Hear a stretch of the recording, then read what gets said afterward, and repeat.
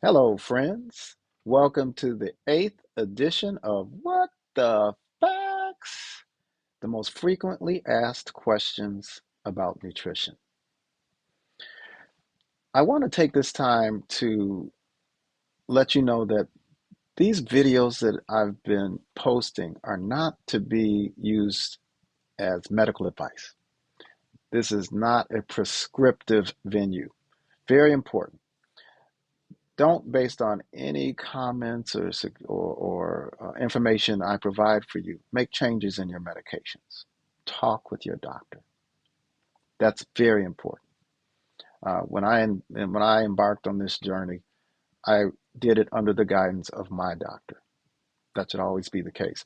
And don't make sweeping changes in your diet without consulting your doctor, especially if you're diabetic or have hypertension or any chronic debilitating problem where that could be an issue.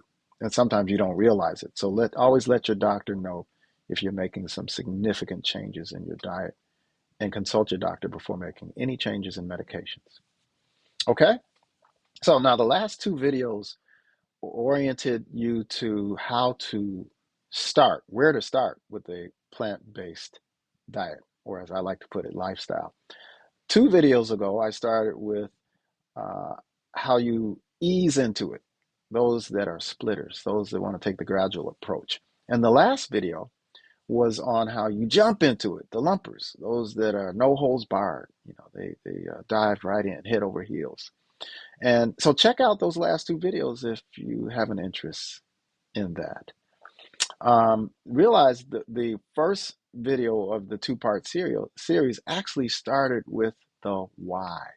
And that's what I want to talk about today. It's so important to know the why before you start any journey. You want to know the why. And I'm going to start by sharing my why.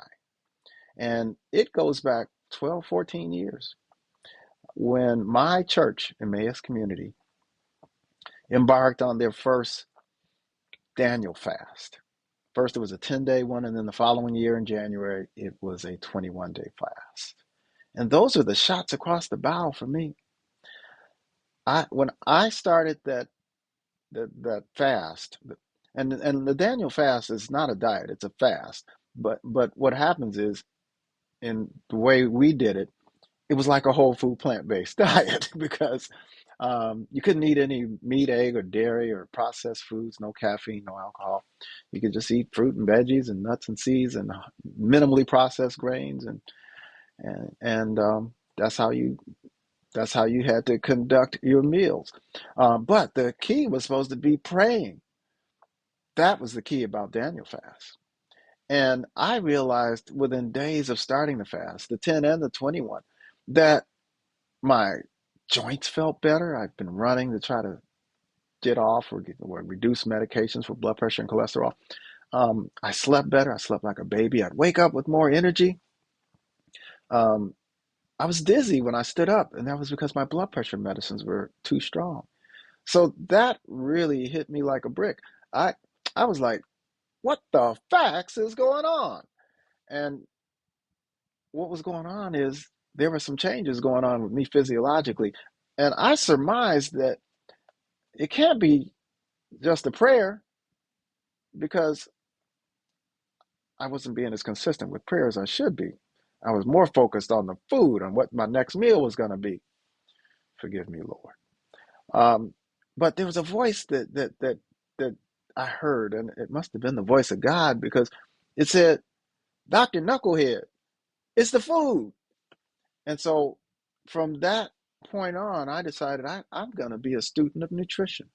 I didn't learn any nutrition as a medical student and through all these continuous medical education courses I've been going through to for decades. They don't teach about nutrition. They teach us about drugs and procedures.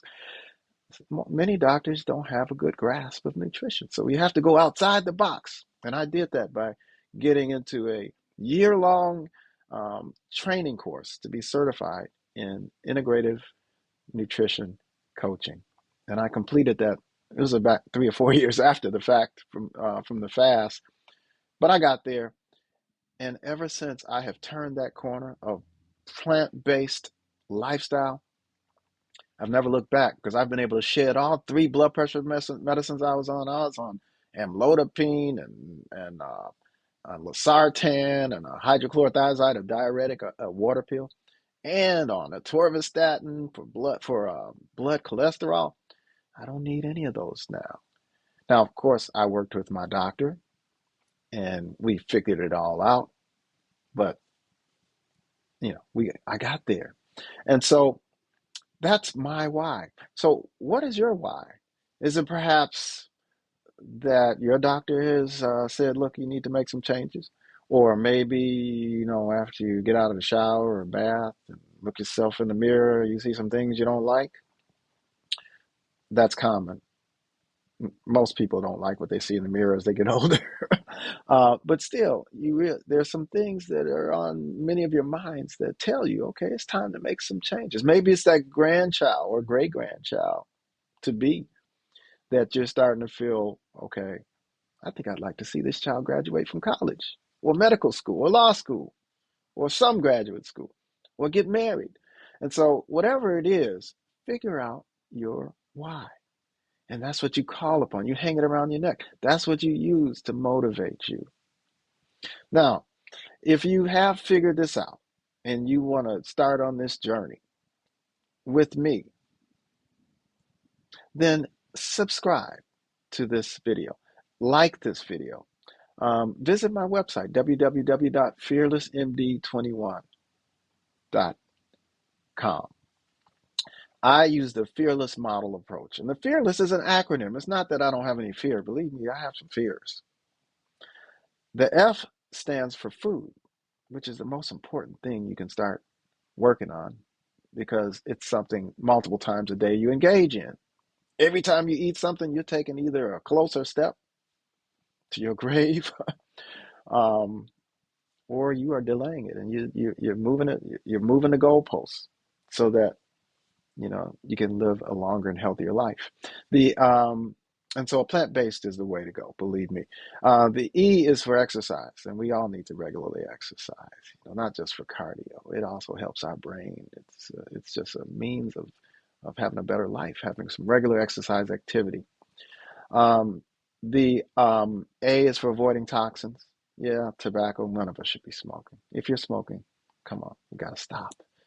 Um, and not excessively drinking and avoiding these thousands of toxins in processed food. Gosh, people are so worried about what's in these vaccines. What's in the food you're eating, okay? Can you pronounce half the stuff in your processed food? Um, the R is for restorative sleep. Very important. That's how we retool. There's something called autophagy, AUTOPHAGY. That's cellular cleansing mechanisms that occur when you sleep and when you exercise. Um, the L is for lessening stress, maybe meditation, yoga. Lord knows we need some stress relief, don't we? If it's not relationships or job stress, it may be community violence stress, it may be world war stress or the potential for it. It may be the elephant in the room, pandemic stress. So we do need ways of coping. And the second E is for engaging your mind. If you're at my age in your 60s, near retirement, you got to have that plan that's going to keep your mind exercising. Not just your body needs to exercise, your mind too. I mean, to continue having that clarity and avoid that dementia, that Alzheimer's. And we're talking about not just some crossword puzzles, although they help.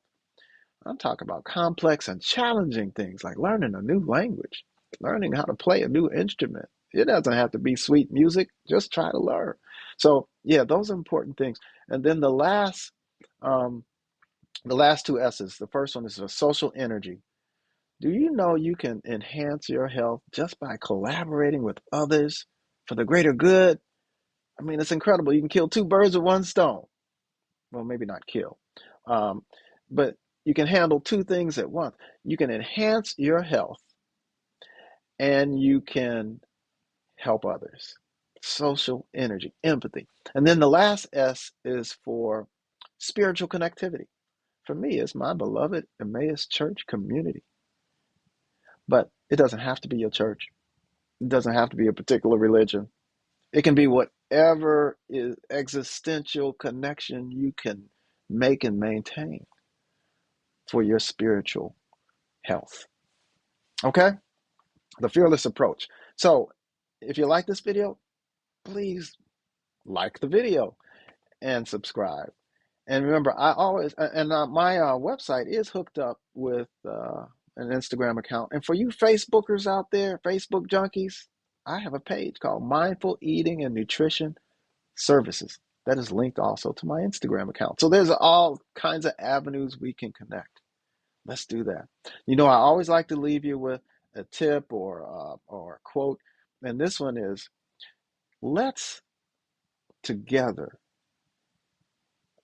learn to, instead of living to eat, let's collectively eat to live and love. And believe me, my friends, I love all of you. Have a good week. Bye.